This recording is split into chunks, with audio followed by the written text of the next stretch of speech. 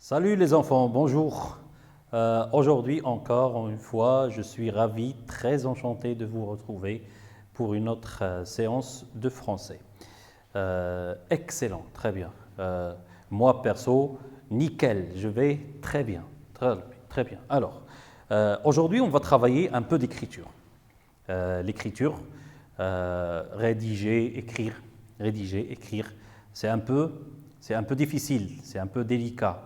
Non, non, c'est pas délicat. On va travailler ensemble. On va faire en sorte que ça reste facile et simple.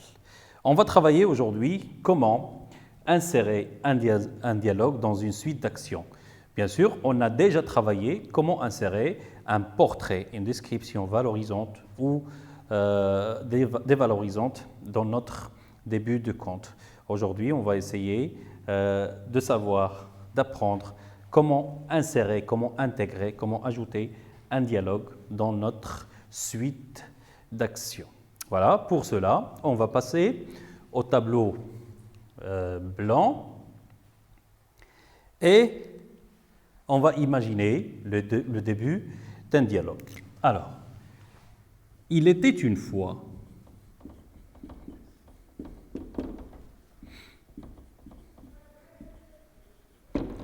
un chat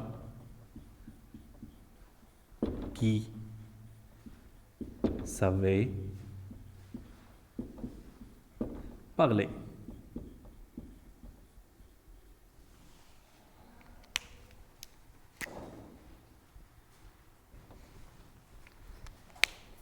Ses amis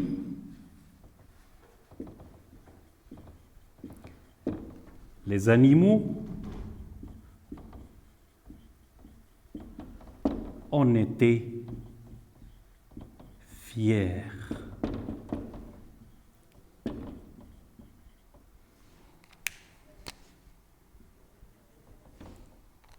Un jour, un serpent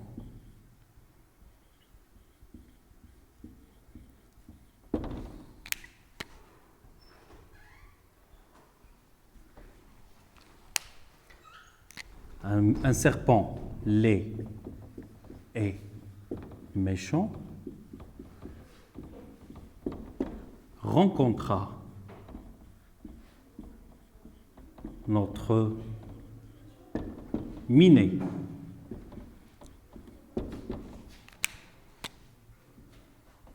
Notre minet, ce qui est la même chose que notre chat.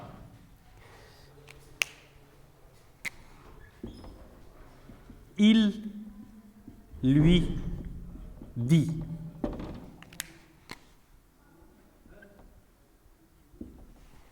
On a déjà travaillé ça en leçon de langue. Donc, pour insérer un dialogue, il faut un verbe introducteur, des signes formels et une parole. Il lui dit chat.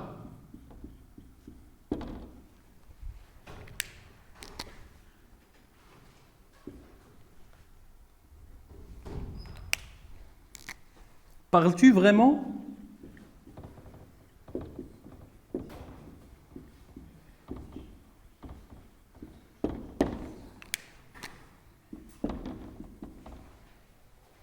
Chat, parles-tu vraiment? Le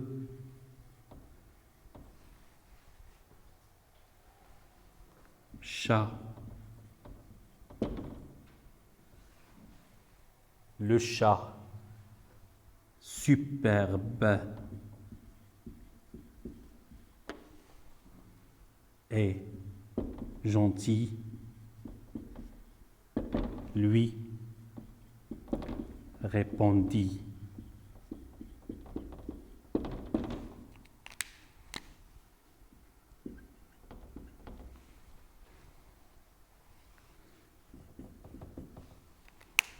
Oui, je sais parler.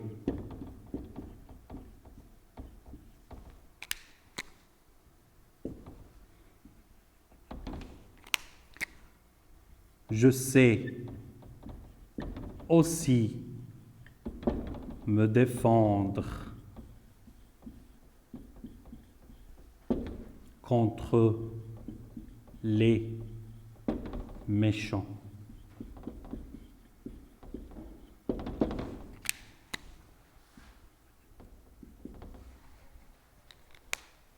Le reptile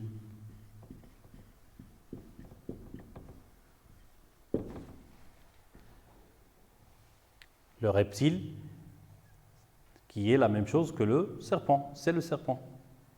Le reptile sent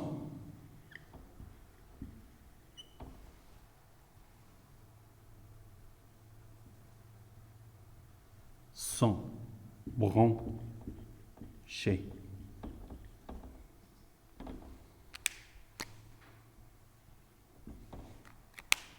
décida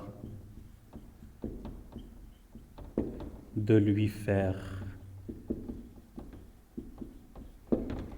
payer ceci.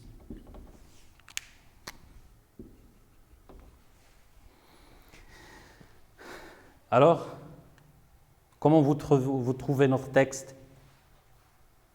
Est-ce qu'il respecte ce qu'on a déjà étudié? Oui, bien sûr, avec la formule du début, l'emploi de l'imparfait au début, le personnage principal, le secret du personnage principal, l'indicateur de temps qui va indiquer le départ du personnage principal, l'ennemi du personnage principal, on a déjà travaillé ça au début, un portrait dévalorisant pour l'ennemi du personnage principal, laid et méchant, et en plus de tout ça, on a ajouté un petit dialogue à l'intérieur de notre conte. Donc, on a utilisé un verbe introducteur, les 2 points, la parole du serpent, ensuite un verbe introducteur, les 2 points et la parole du chat pour répondre au serpent. Il y a dialogue entre le serpent et le chat. Vous voyez, sans oublier bien sûr, sans oublier fatalement le portrait valorisant de notre personnage principal, de notre héros, le chat. On a déjà travaillé tout ça avant, sauf à part le dialogue. On a travaillé ça en lecture, on a travaillé ça en langue, et aujourd'hui, on va essayer de l'appliquer en expression écrite. C'est notre objectif. Vous voyez, ce n'est pas difficile d'intégrer, d'ajouter, d'insérer un dialogue à l'intérieur de notre conte. Il faut seulement savoir choisir les éléments qui vont avec le travail, des éléments parfaits. Très bien. Après cette petite expérience sur tableau blanc, on revient à notre écran tableau, voilà, pour poursuivre notre cours.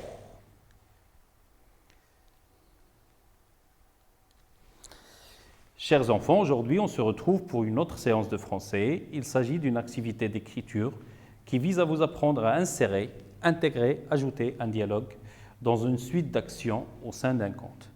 Pour cela, on va forcément relire notre Canva rédigé lors de la séquence 2, ainsi que le début du conte élaboré collectivement par le groupe classe. Donc, notre Canva. Vous vous rappelez de notre Canva? Voilà. Les éléments du conte, le personnage principal, la petite fille qui s'appelle Flore. Ensuite, le lieu de l'histoire, la maison familiale. L'événement qui va causer le départ du personnage. L'ennemi du personnage principal, la sorcière. Les actions des personnages. L'ami du personnage principal l'a fait bleu. La solution, la fin. Voilà, pour notre canevas du conte. Ensuite, notre début de conte. Vous vous rappelez aussi, la fillette au pouvoir magique. Vous voyez. Voilà, il y avait autrefois une fillette de 6 ans qui vivait avec ses parents dans une petite maison près de la rivière. Elle pouvait facilement transformer le bois en or. Toute sa famille essayait de cacher cette vérité. Un jour, une méchante sorcière apprit la nouvelle. En entendant derrière les portes, elle décida de l'enlever. C'est notre travail. Voilà, on doit être fier de ce travail. Allez, notre propre valorisant et l'autre dévalorisant qu'on a ajouté à notre début de conte. Voilà, la fillette était mignonne. Elle mettait une charmante robe à fleurs roses. Elle avait des yeux bleus et de belles nattes de cheveux. Le portrait dévalorisant pour la sorcière. Une méchante sorcière, très laide. La vieille femme avait une robe rouge et déchirée. Elle était hostile et inamicale. Ça veut dire qu'elle était dangereuse. Voilà. Alors, maintenant, on va lire le sujet. Vous avez déjà rédigé le début du conte, les portraits, valorisants, dévalorisants et les actions accomplies par les personnages. À vous maintenant d'imaginer, puis de rédiger un dialogue pour le conte. Voilà. Je relève les mots-clés du sujet. Le début du conte, rédiger et dialogue. Je rappelle les personnages qui vont mener le dialogue. La fillette et la sorcière. Donc la fillette va parler, la sorcière va parler. Le sujet du dialogue. La méchante essaye d'attirer la fillette par ses paroles mielleuses, doucereuses, prometteuses. Le nombre de répliques, on va faire 2 répliques, 2 petites répliques au début. Les verbes introducteurs au passé simple, on va choisir les verbes dire et répondre. Et les signes formels du dialogue, comme on en a déjà travaillé, les 2 points, les tirets, les guillemets. Voilà, on a préparé notre matériel. Alors, maintenant, on va produire. On va produire notre conte. Vous allez produire votre conte. Ça y est? Oui. Alors, vous avez produit votre conte. Maintenant, il faut améliorer. Tu as désigné les personnages? La sorcière et la fillette? Oui, j'ai désigné les personnages. Très bien. Tu as choisi un sujet de conversation, de dialogue? Oui, j'ai choisi un sujet. Est-ce que tu as employé correctement les verbes introducteurs? Oui, j'ai utilisé les verbes dire au passé simple, le verbe dire et le verbe répondre au passé simple. Est-ce que tu as employé correctement les signes formels? Oui, j'ai utilisé les 2 points, les guillemets et les tirets. Mon dialogue, est-ce qu'il est écrit à part ou est-ce qu'il est intégré aux actions rédigées?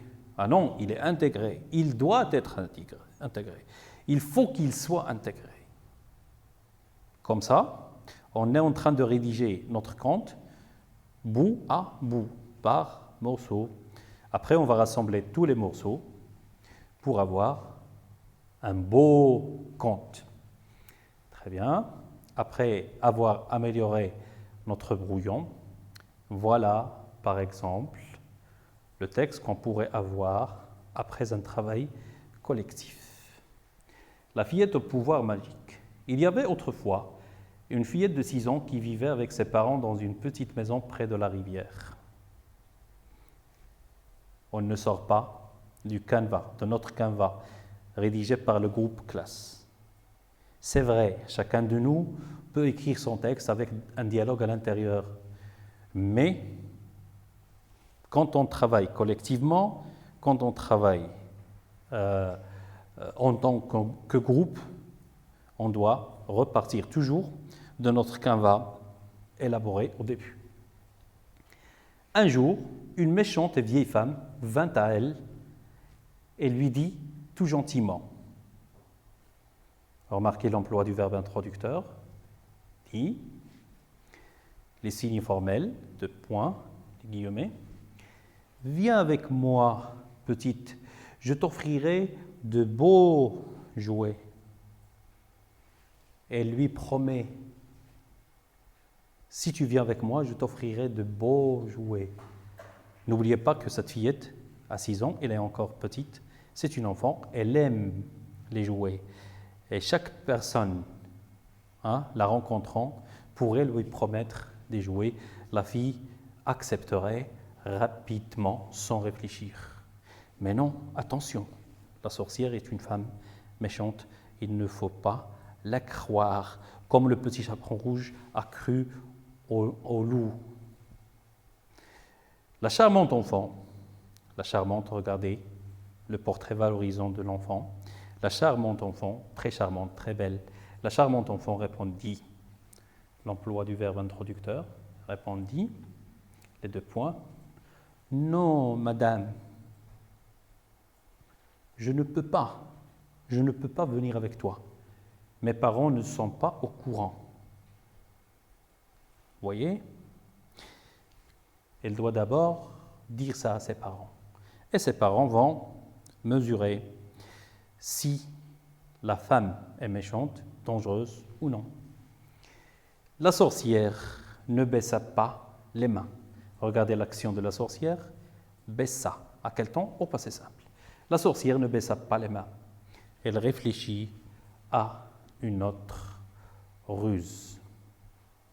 Vous voyez, c'est tellement facile d'insérer un portrait valorisant ou dévalorisant dans le conte, tellement facile aussi d'insérer un dialogue. Il faut seulement, pour résumer, pour récapituler, il faut seulement respecter la construction du dialogue avec le verbe introducteur, les signes formels et la réplique. Soit vous pouvez utiliser la première construction ou la deuxième construction.